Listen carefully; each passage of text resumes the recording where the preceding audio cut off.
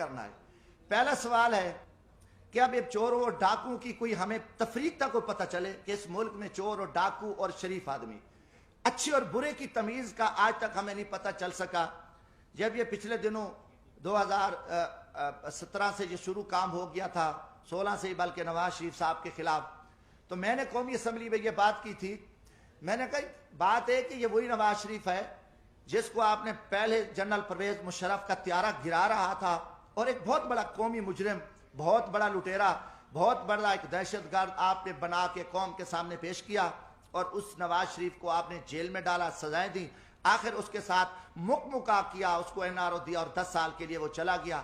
10 سال بعد وہی شخص، وہی دہشت گرد، وہی جو آرمی چیف کا طیارہ گرانے والا، وہ قومی مجرم، وہ آ کے ملک کا وزیر اعظم بنا۔ آپ نے آصف زرداری پہ 7 سال جیل میں رکھا، دنیا کا بدنام زمانہ، دنیا کی کرپشن، دنیا کی لوٹ مار، دنیا کا لٹیرا، سرے میل، وہ ساری گینگ، آصف زرداری اتنا بڑا لٹیرا، 7 سال کا مجرم، 7 سال بعد رہا ہوتا ہے، وہ صدر پاکستان بنتا ہے۔ اس کے بعد پھر یہ فارمولہ کہ نواز شریف نے وہ میمو گیٹس ہوں، وہ ڈان لیکس ہوں، ملک دشمن، اس نے مودی کے ساتھ دوستی لگائی، اس نے افواج پاکستان کے خلاف سازش کی، اس نے جندال کے ساتھ بیٹھ کے افغانستان میں سکریپ کا سودا کیا، راستے میں اس کی گاڑیاں بارڈر پہ پکڑی گئیں، ان کو بڑا کچھ کیا، اور اس کے بھائی کے اوپر شہباز شریف، اس کی بیٹی، ان کے بھتیجے، سب قومی مجرم ڈکلیئر ہوئے، جنہوں نے حساس اداروں کے قومی راز امریکن کو دیے، مودی کو دیے، ان کی نواسی کی شادی میں اس نے شرکت کی، اس کو اور اربوں کا وہ مجرم ہے۔ اب اس کو آپ پکڑ لیتے ہیں، اچانک وہ مجرم، اس کی سپریم کورٹ بیٹھتی ہے، سزائیں ہو جاتی ہیں، نااہل ہو جاتے ہیں، وہ بیمار ہوتا ہے، اس کو ماضی کی طرح بھگا دیتے ہو۔ اب ان کے پورے وزیر مشیر آپ دیکھیں گے، شہباز شریف ضمانت پہ، وزیر داخلہ جو رانا ثناء اللہ صاحب ہے، اس کو کس نے پکڑا؟ ANF نے، اینٹی نارکو ٹیکس نے، اس کو فوجیوں نے پکڑا، اس کے اوپر 15 کلو ہیروین کی FIR، وہ ضمانت پہ، وہ وزیر داخلہ ہے۔ یہ سارے پکڑے گئے، مجرم تھے۔ مجرموں کے بعد آپ دیکھیں 3.5 سال بعد یہ سارے مجرم پاک ہو گئے، ساری چیزیں ختم ہو گئیں، اچانک مکمکا ہوتا ہے، اچانک سودے بازی ہوتی ہے، اچانک عدم اعتماد آ جاتا ہے، اور وہ سارے چور لٹیرے جو افواج پاکستان کے خلاف گالیاں دینے والے، قومی راز دینے والے، پاکستان کو لوٹنے والے، وہ گینگز آ کے وہ وزیر اعظم بھی بن جاتا ہے، شہباز شریف، اس کی پوری ٹیم بھی آ جاتی ہے، اب نواز شریف بھی پاک ہے۔ یہ قوم کے ساتھ آپ مذاق چھوڑ دو، کم از کم میں پاکستانی ہوں، جمشید دستی کا جینا مرنا یہ ملک ہے، میں مزدور آدمی ہوں، نہ میرے اثاثے ہیں، نہ میری کوئی لوٹ مار ہے، نہ میری کرپشن ہے۔ میں پاکستان کی عزت کے لیے، اس ملک کی بقا کے لیے میں بولوں گا، چاہے وہ کوئی جرنل ہو، فوجی، چاہے وہ عدلیہ کا چیف جسٹس ہو، چاہے وہ کوئی سیاستدان ہو، یہ ہمارے اوپر ایمانی ذمہ داری ہے، اللہ کا حکم ہے کہ آپ سچی بات کو جو ہے نا آپ نہ چھپاؤ۔ تو یہ میں ضرور بات کروں گا، اب قوم سمجھ چکی ہے کہ کھیل کیا کھیلا جا رہا ہے، اب اس کا کوئی جواب دینے کو تیار ہے۔ جب آپ کل ان کو چور ڈاکو کہہ رہے تھے، آج ان کی وضاحتیں کر رہے ہو، وہی جسٹس جو آج ماشاءاللہ ہمارے چیف جسٹس عمر عطا بندیال صاحب کل انہی بینچوں میں ان کو سزائیں دے رہے تھے، انہی کو مجرم ڈکلیئر کر رہے تھے، انہی کے اوپر حکم چل رہے تھے، آج وہی چیف جسٹس رات کو بیٹھتے ہیں اور ان کو پاک کر کے، کلیئر کر کے اور سارا کچھ کر کے کہتے ہیں جی صاف ہے۔ اب یہ چیز نہیں چلے گی۔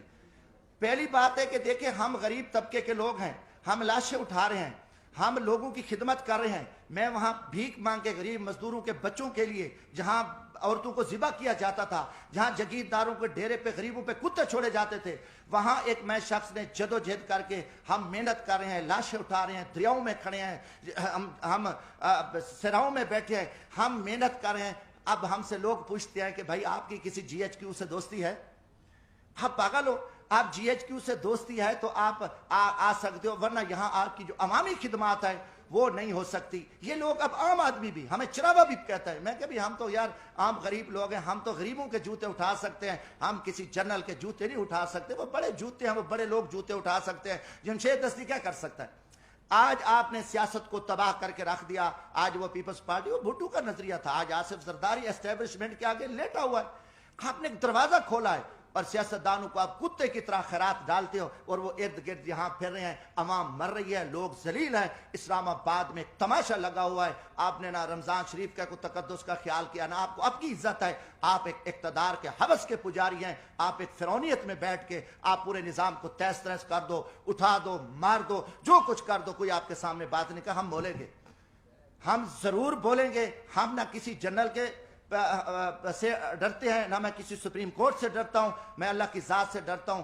ہم انشاءاللہ اس ملک کی بقا کے جہاں بھی ہمیں موقع ملا، آج بھی میرا دل زخمی تھا، کافی دنوں سے جھوٹ چل رہا ہے، میڈیا کو بھی پہ بھی تماشا لگا ہوا ہے۔ وہی کتنے لوگ میڈیا کے تھے جو کل کیا تھے، آج بیچارے کہاں کھڑے ہیں، کس مجبوری کے تحت کھڑے ہیں، کیا کیا معاملات ہیں، مگر قوم سمجھ چکی ہے، قوم جان چکی ہے۔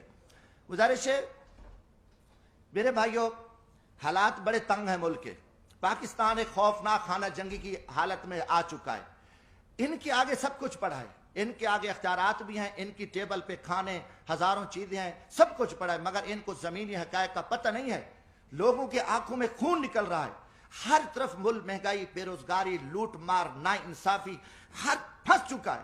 میں ایک زمین میں دیکھو، لیڈر بنتے نہیں ہوتے، لیڈر پیدا ہوتے ہیں۔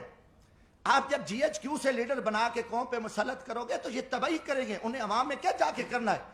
انہوں نے تو لوگوں کو ذبح کرنا ہے، نہ ورکر کلاس بچی ہے، نہ کوئی چیز بچی ہے، سب کچھ آپ نے تہس نہس کر دیا۔ زمینی حقائق کچھ اور ہے۔ میرا تعلق ایک جھاڑو والے طبقے سے ہے، ایک ریڑھی والے، رکشے والے، ایک ہاری طبقے سے ہے۔ میں عوام میں دیکھ رہا ہوں کہ عوام میں جو لاوا پک چکا ہے، وہ ٹھیک ہے، آپ کا خوف ہے، آپ کا دبدبہ ہے، آپ کا تھانہ ہے، آپ سے ڈرتے ہیں، مگر اس کا انجام خوفناک ہوگا۔ پاکستان ایک خانہ جنگی کی حالت میں، آپ کو پتہ بھی نہیں ہے کہ ملک کے کیا حالات بن چکے ہیں۔ آپ بند کمروں میں بیٹھ کے، فرعونیت میں بیٹھ کے، آپ سب چوروں کو، لٹیروں کو، کرپٹ لو، ہم آپ سے پوچھیں گے۔ یہ سوال میں جی ایچ کیو سے بھی کرتا ہوں کہ یا کل یہ چور، ڈاکو، لٹیرے، بدماش ہیں تو پھر ہم چوریاں کرتے ہیں، ہم ڈاکے مارتے ہیں، ہم لوٹتے ہیں، پھر یہی طریقہ ہے کہ جب سب لٹیرا، ڈاکو، ملک دشمن، ملک کا وزیر اعظم بنے، ملک کے وزیر بنے، عہدے بنے، تو پھر یہی طریقہ صحیح ہے۔